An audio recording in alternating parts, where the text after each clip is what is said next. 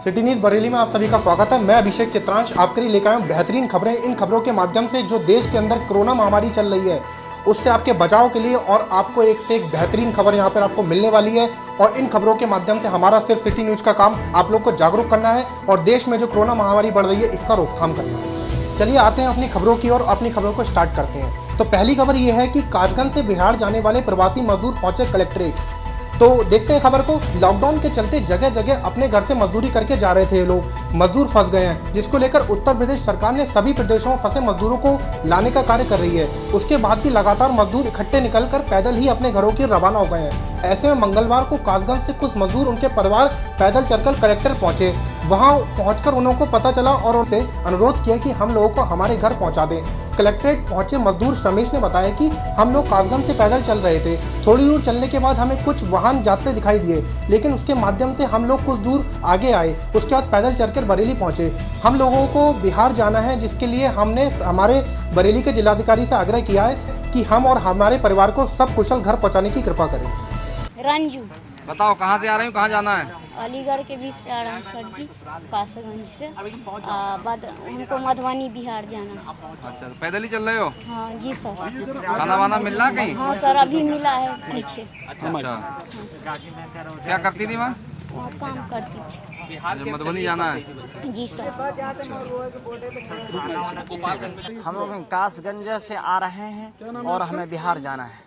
अच्छा, पैदल पैदल चल रहे हो? जी, तकरीबन हम लोग ज़्यादा रास्ता जो हम तय किए पैदल ही चल के तय किए हैं और कुछ ही देर हमें सवारी मिली है, ये प्राइवेट ये सरकारी बस। फिर उसके बाद हम लोग 2-3 दिन से मुसलसल पैदल चल रहे हैं और पैदल चलते थक चुके। हम हमारे पैर में छाले पड़ चुके हैं। हमें बिहार में कटिहार पूर्णिया जिला जाना है। कटिहार के बाद हमारे पूर्णिया जिला वहाँ पे पहुँचना तो है। आज यहाँ कलेक्ट्रेट आए डीएम साहब से मिलने बात करने के लिए? Yes sir, yes sir.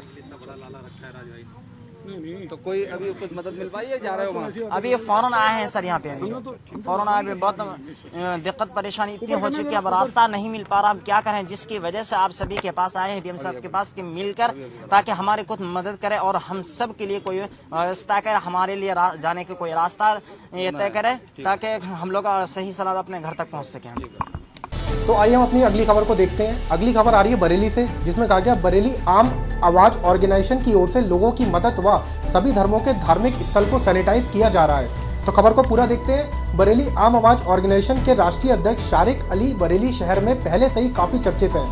अब जिस समय पूरी दुनिया व भारतवर्ष कोरोना जैसी भयंकर महामारी से लड़ रही है, वहीं शारिक अली भी अपने साहस के साथ बरेली के हर गली मोहल्ले में जाकर लोगों की मदद पहुंचा रहे हैं। 25 मार्च से आज तक शहरों के मुख्य जैसे मस्जिद, मंदिर, गुरुद्वारे, चर्च, पुलिस ऑफिस को सैनिटाइज कर रहे हैं। गरीब मजदूर राहगीर को खाना खिलाने का कार्य भी कर रहे हैं। जिले में गरीब तबके के लोगों को कच्चा राशन भी पहुंचा रहे हैं। आम आवाज के राष्ट्रीय अध्यक्ष शारिक अली इस मुश्किल घड़ी में जाति धर्म से हटकर गरीब परेशान की मदद कर रहे हैं। बीमारों को दवा पहुंचा रहे हैं। हाईवे पर पैदल आते हुए मजदूरों के लिए भोजन, पानी, दवाई की व्यवस्था कर रहे हैं और मदद कर रहे हैं उन लोगों की। वह शहर के मोहल्ले में जाकर मास्क भी बांट रहे हैं। शारिक अली ने कहा है कि कोरोना महामारी जानलेवा बीमारी है, सभी लोग अपने घर में रहें, सरकार ने जो निर्देश दिए उसका पालन करें। उनका पालन करने के साथ साथ लोगों की मदद भी आप लोग करें। आम आवाज की पूरी टीम। नमस्कार दोस्तों, मैं सैयद शारिक अली, राष्ट्रीय अध्यक्ष आम आवाज़ ऑर्गेनाइजेशन।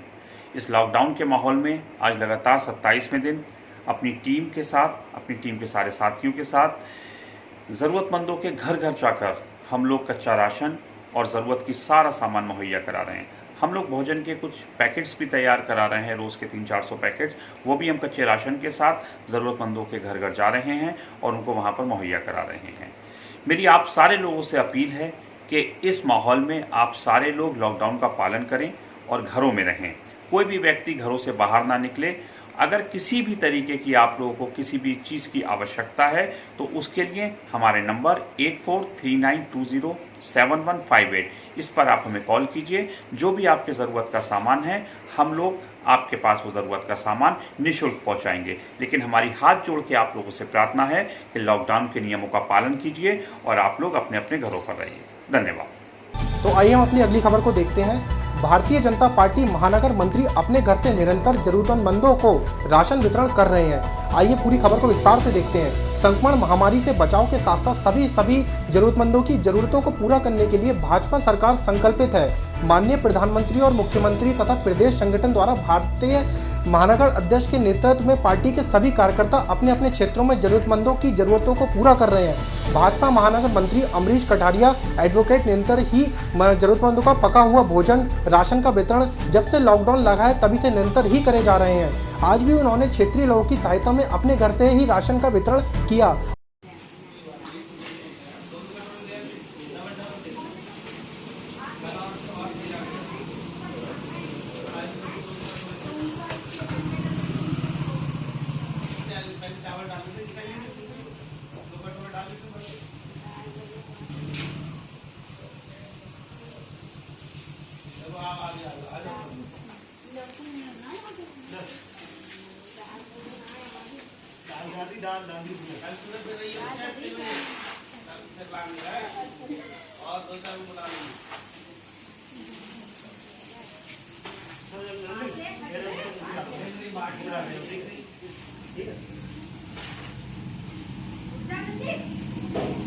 और आह्वान किया कि भाजपा सरकार का कहना है कि किसी भी भूखे को खाना जरूर मिलना चाहिए और कोई भी भूखा ना रहे और किसी भी भोजन की आवश्यकता है तो वो हमसे संपर्क अवश्य करे। आज राशन वितरण में अमीश कोठारिया एडवोकेट के साथ शिशुपाल कठोरिया, पंकज, विष्णु गुप्ता, हरवंश सेठी और कार्यकर्ता उपस्थित रहेंगे। आइए हम अपनी अगली खबर की ओर आते हैं। तो अगली खबर आ रही है कोरोना वायरस से बचाव के लिए जेलर अशोक कुमार सागर ने बरेली केंद्रीय कारागार को किया सैनिटाइज। तो पूरी खबर को विस्तार से देखते हैं। कोरोना वायरस के संक्रमण को फैलने से रोकने के लिए जेलर अशोक कुमार सागर ने भारतीय केंद्रीय कारागार में सैनिटाइजेशन अभियान चलाया। जेलर ने खुद में स्प्रे मशीन से केंद्रीय कारागार में कई जगहों पर सैनिटाइज किया, साथ ही विभिन्न कार्यालयों को सैनिटाइज किया। इस मौके पर शहर की युवा फाउंडेशन सामाजिक संस्था के सहयोग से केंद्रीय कारागार व सैनिटाइज का कार्य किया।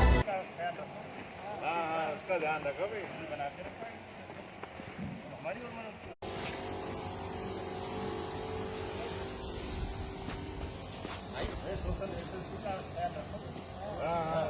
रखो भाई, बना के रखो हमारी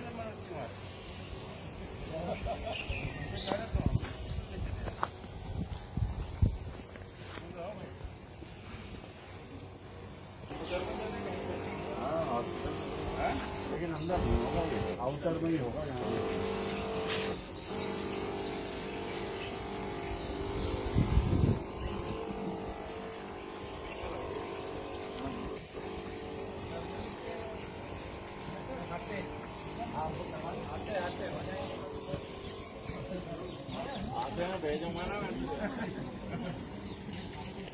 इसके साथ ही भारतीय सेना के जवानों को सैनिटाइज, मास्क, कोल्ड ड्रिंक आदि दिए गए।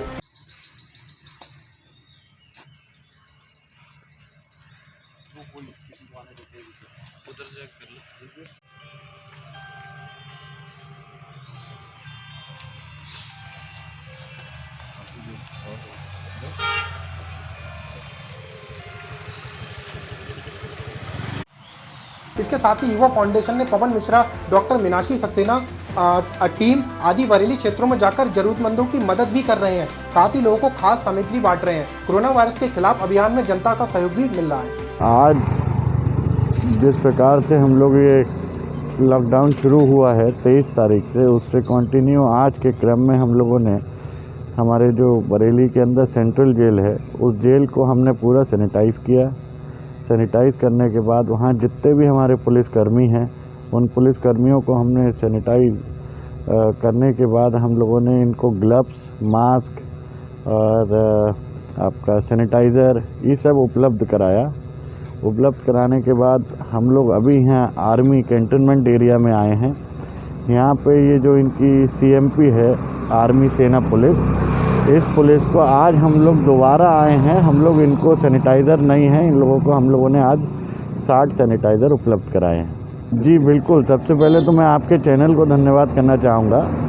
जिस प्रकार से आपका चैनल भी हम लोगों की बात इस देश तक पहुँचा रहा है, मैं आपके चैनल के माध्यम से देश की जनता को, बरेली निवासियों को कहना चाहूँगा कि ये कोरोना नामक जो बीमारी अभी हमें देखने को और सुनने को मिली है, ये कोरोना नामक बीमारी हम लोग सोशल डिस्टेंसिंग के माध्यम से अपने घरों में रहकर ही इसका एक सही उपचार है।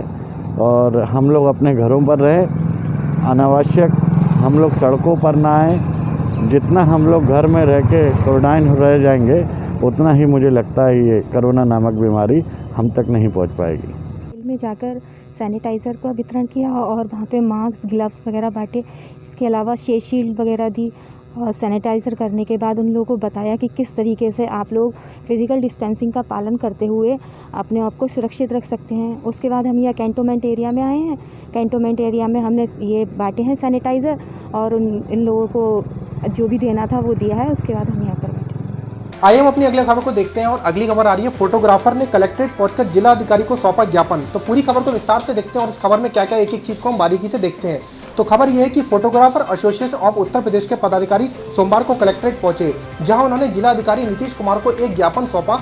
उसमें मदद की मांग की गई। बरेली के फोटोग्राफर पर आर्थिक तंगी आ गई है, क्योंकि होली के बाद शादियों का सिलसिला शुरू होता है, जो लॉकडाउन के चलते बंद हो गया है, जिसकी वजह से हम लोग कार्य नहीं कर पा रहे हैं। वहीं हमारे और संस्था के सभी पदाधिकारी व सदस्य स्टूडियो बंद पड़े हुए हैं, जिससे प्रिंटर, लैपटॉप, कंप्यूटर, कैमरे आदि सादी सामग्री रखी हुई है, जो 2 महीने से पूर्णतः बंद है। आपसे आग्रह है कि बरेली के फोटोग्राफर को सरकार भत्ता दे, जिससे वे अपने जीवन यापन करें और वही शहर में बने स्टूडियो को खोलने की अनुमति दे।